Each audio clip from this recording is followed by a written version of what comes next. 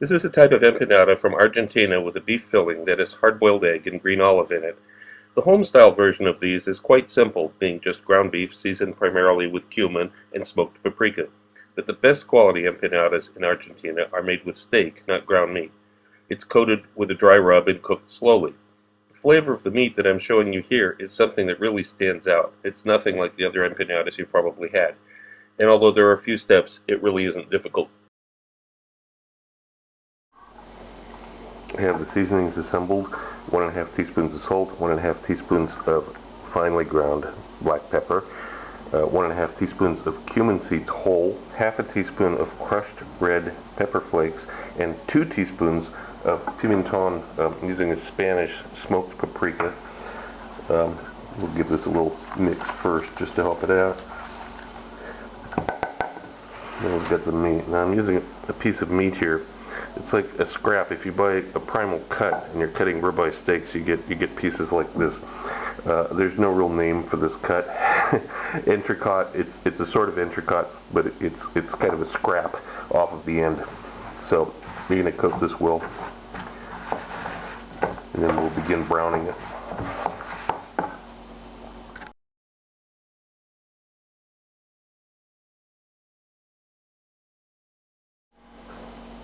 This is what you want to see.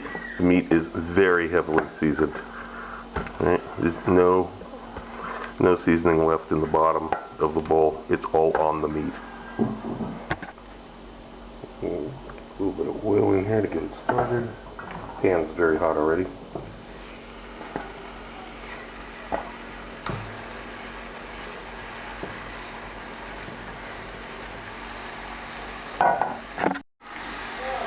You want to get brown on it, but we're not looking to get it black like if we're making osso buco.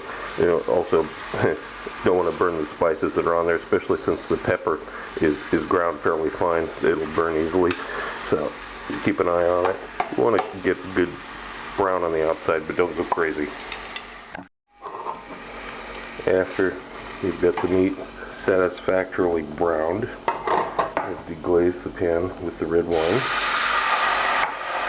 and turn the heat off at the same time.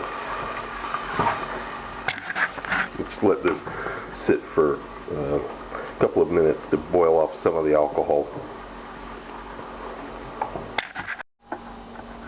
Now I've got the meat that's been browned by turning it around quite a few times. I've got a head of garlic here. I'm just going to give it one slice down the middle. That's all we need to do. Now into the braising dish. I'm going to put that garlic on the bottom, pieces of meat, and the wine that was used to deglaze the pan. This is not very much liquid, but that's the way it's supposed to be. Put the lid on it and start to braise.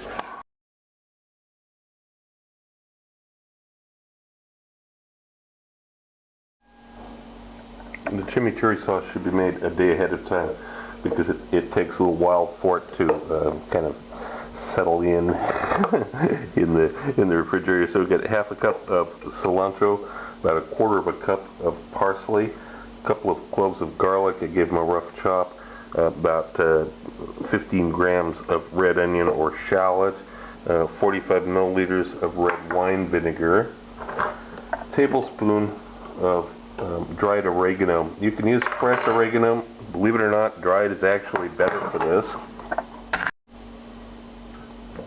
A little salt, a little ground pepper, and now with the stick blender going, I'm going to add the olive oil to this.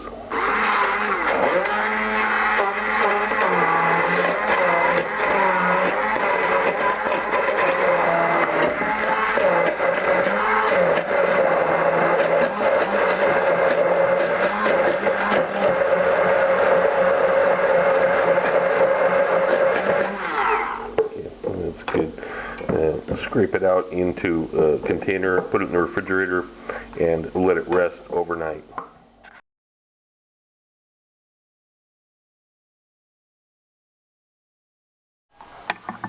Finally, after the long braise time, the meat is kind of like blackened on top. It's not really burned, it's really deep Maillard reaction. I'm going to turn it over like this and let the crust on this kind of soak in the fat.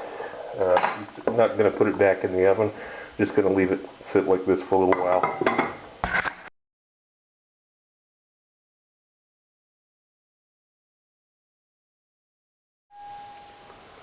And the next morning we have the meat that was separated like that. This is the liquid that was passed through a sieve, and there's a layer of fat on top here that you have to scrape this off, get rid of this fat. You want the stock-like solution, jellified stock that's underneath it, but you don't want all this fat. It's just too much.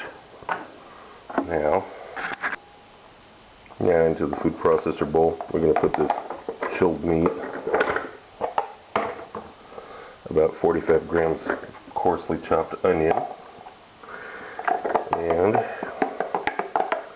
liquid that was defatted after it was strained from the braise.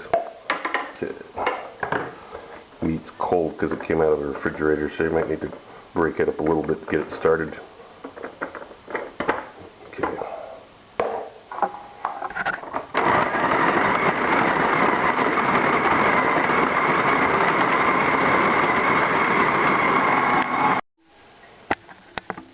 And this is what you end up with, this Argentinian type of meat flavor.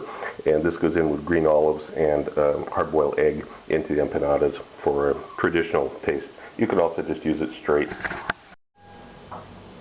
Because more has to go into this type of empanada, I used the larger mold here. So some of the meat, slice of hard-boiled egg, and I'll take an olive, green olive, and break it into a couple pieces and put it in there. I'm also going to seal this with some water around the edge to make sure it doesn't open up. So the more filling you have in it, the more prone it's going to be to opening up. And there we have one ready to fry or to bake. And we have a chimichurri sauce, which normally you just dip in, but I'm going to open one of these up to show you. Inside there's the hard-boiled egg, of course, and everything. It looks good, but it tastes phenomenal.